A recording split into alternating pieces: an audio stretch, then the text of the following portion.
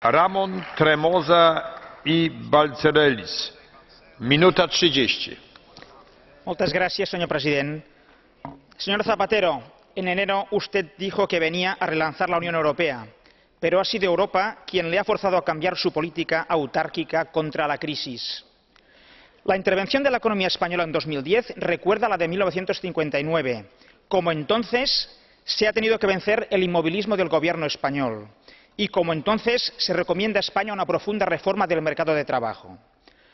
Su presidencia europea ha sido muy pobre. Usted ha quedado fuera de las grandes decisiones. La supervisión financiera europea o la directiva de los fondos especulativos, que venían del año pasado, se tenía que haber aprobado ya, pero usted no tiene liderazgo. Hablando en términos futbolísticos, Felipe sí habría rematado a gol este balón. Su presidencia ha coincidido con el desplome económico español, del cual usted estaba avisado.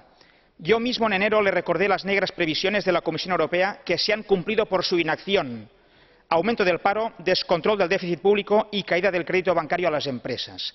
Y por eso hoy siguen cerrados los mercados financieros internacionales para muchísimas empresas españolas. Señor Zapatero, les propuse para hoy el uso del catalán en esta Cámara y usted se ha lavado las manos.